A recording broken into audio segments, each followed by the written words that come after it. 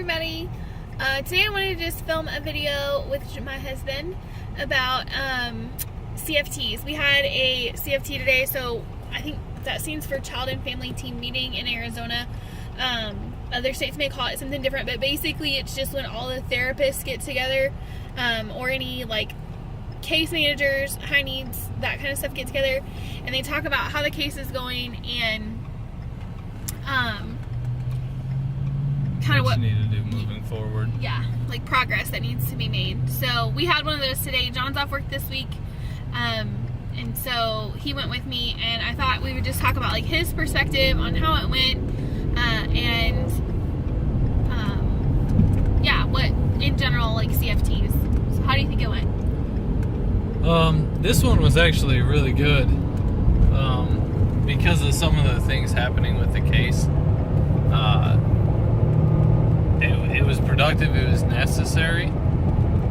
I feel like some of the ones I've been to, I don't make them all because they generally happen during the day while I'm at work.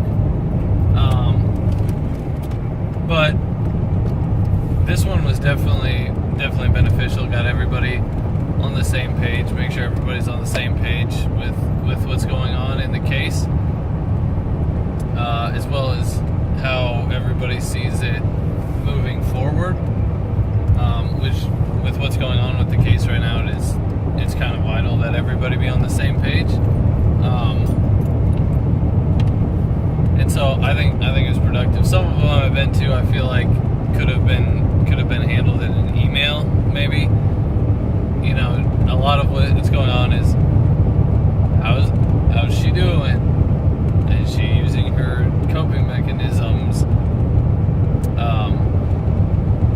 This, that, and the other. A lot of which could just be like filled out in an email and sent to everybody. But certain times, and this is not the only one. Definitely at the beginning, when we got the girls, there were certain things that we didn't know. Certain things. I mean, the girls haven't been with us very long. It's not like it was our child that suddenly had a problem. This was a new child to us. We didn't have a lot of background, and so we were relying very heavily on therapists and other professionals, whereas today was more, hey, you've lived with them for 24 hours a day for the past year. What do you think? Which I found very nice that the team was willing to do that. But yeah, with where it's going, I think it was good. Yeah. Necessary. I don't know, comparing like this one to other ones that we've had, I feel like this one was probably better. I do think that our opinion was respected in this aspect. They did value what we thought and how we thought things should go.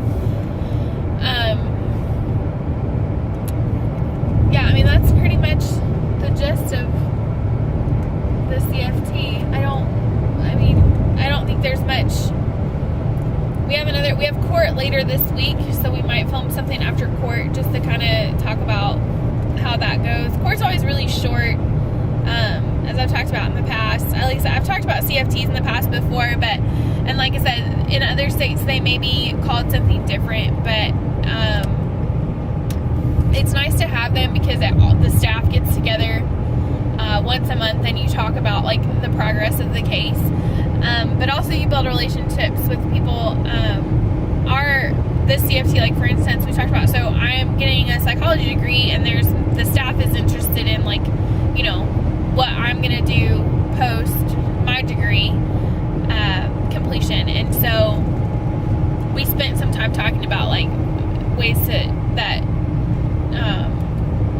I could probably benefit from doing different types of jobs and stuff, and I got some real feedback from these ladies. I do think that with a CFT, when you're talking about that, you are talking about, I call them the team. I reference it to the team a lot.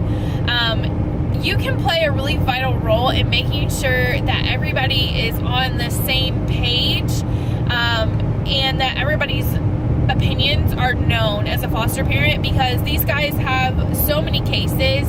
Wouldn't you agree? Yeah. So they have certain people come in and out. We have a couple people that have been on the case since we got it, but since the girls have been in our house. But several people have changed, and it's very important that they understand. Now, another thing that I'd say about the CFT that was beneficial today is we have had trouble with our eldest's IEP getting updated. So her IEP, her individual education plan. Yeah. And because she's made strides, she's made huge strides. She's doing so well right now. But she has a little work left to do, and we want her IEP to reflect where she is and where we still need her to go, where she still needs to get to. But we've had some trouble with that, and I don't know if it's the school like blowing it off because she's a foster kid, or if everybody deals with this. We don't have any other children of I our would own. say that everybody deals with this. So my mom had to deal with this. My brother had an IEP, and it was the same kind of thing. So I would say that everybody probably deals with that kind of thing. Sorry, continue. No, but one thing we do have is we have a state social worker that is charged with making sure all the needs of this child are met. And so it was brought up to us, and thankfully we have a very good social worker. At this point, At this point, because they've changed. Some of them have been good, some of them not so good. This one, when we brought it up about the IEP, she directly said, she asked, do I need to get involved? And we kind of like, I would like it so she can be like, because she works for the state, so she has that clout to be like, no, like, you're not going to wait until the end of the school year so you don't have to comply with anything. It'll be the next teacher's fault, problem, or whatever. It was very nice to have that. I don't really want to say trump card, but like it was kind of nice, it's nice that to have she some backing. was on our side. That we had backing with all that. Yeah. And so that's another thing. Like, you can talk about the needs that the kids have, and that includes school as well as emotional. Now, if you aren't familiar with IEPs, individual education plans are in place by the school. You as a parent, even if you have biological children, your child is having trouble, I'm not sure what the requirement is to get them an IEP. I know that it is difficult. My brother had one throughout his education. It is difficult to get them started, but once they're started, it basically means that like there's a plan of action for how this child's going to be educated, and it is individualized to them. So the school is going to make specific efforts to make sure that those needs are met. If you get a foster child and they're having trouble in the classroom, you have services outside of school. The school should, if it's a public school, has staff that are paid specifically to deal with those kinds of behaviors and help the child cope and adjust. And so you should be able to consult and get an IEP for them. In the state of Arizona, there's also this thing called a 504 plan, which is specifically addressed at behaviors. So IEPs do behaviors and education. 504s are specifically for behaviors. And I think both of them are valid. There was some concern that our youngest might need a 504 based on previous placement, but when we got her, no issue. So those are just two tools that you can look into in your district to see. But if you get a foster child and they are having issues and they are having educational struggles, I would highly encourage you to advocate for an individualized education plan, an IEP, because they've been through things that other children have not, and there are just certain considerations that need to be made for those children. So it is another meeting, it is another set of staff, but if you give them an IEP, if you can get that on their case plan, no matter where they go, that will stay with them. And it doesn't necessarily mean like you think, oh no, this kid's smart, they don't need an IEP.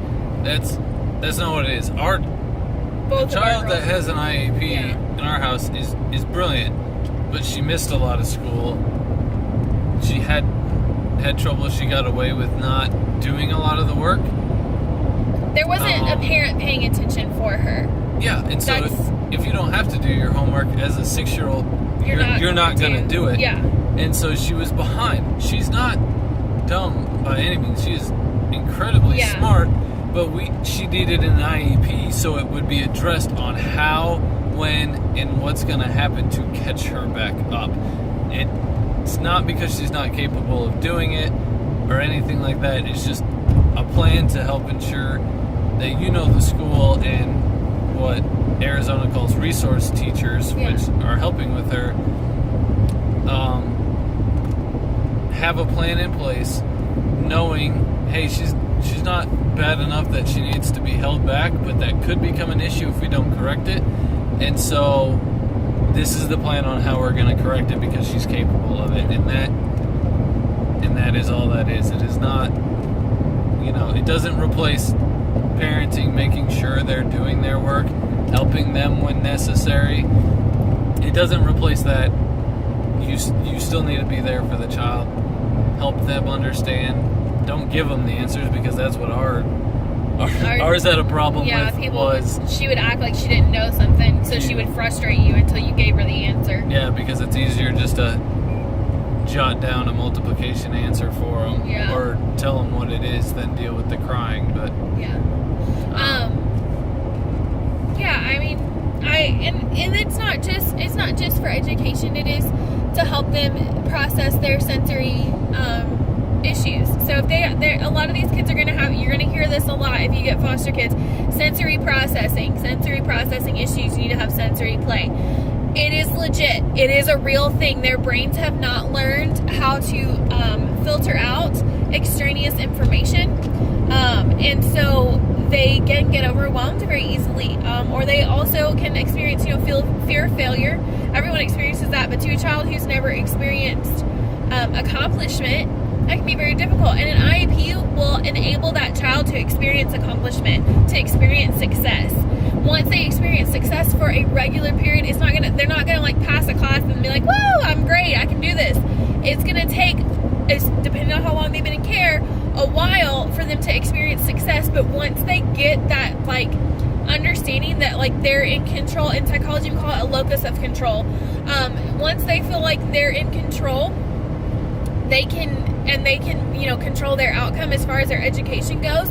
It will get better, but it is a long, hard road, and you have to fight that road for those kids. And so use your caseworker, use your staff. Our high needs case manager came to her parent-teacher conference to back me up, saying that we needed to meet for an IEP. So use those staff. That would probably be one of my bigger issues.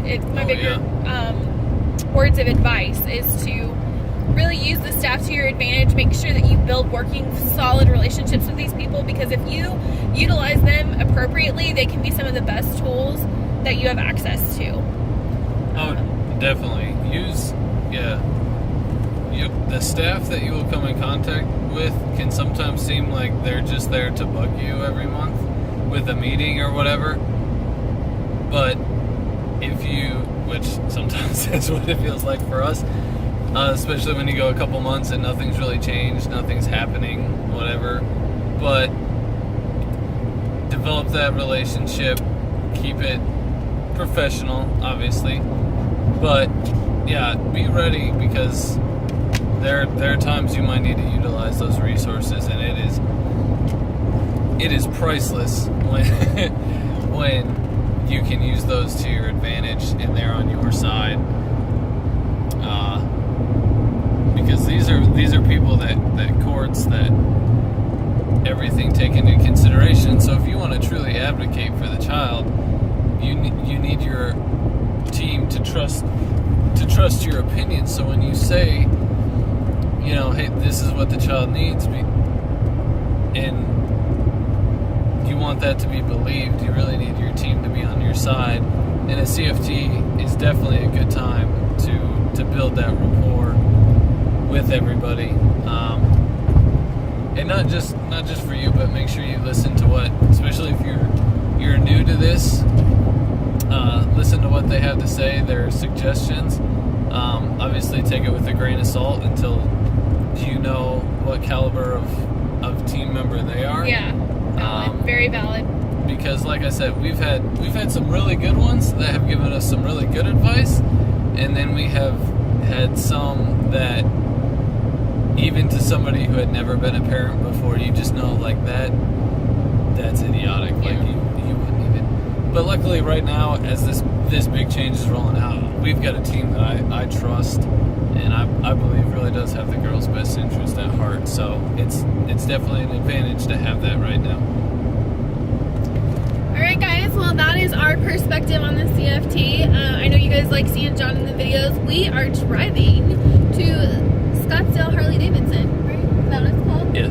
Harley-Davidson of Scottsdale. Harley-Davidson of Scottsdale to look at a motorcycle. They have all three colors of the motorcycle that I hope to be my next bike.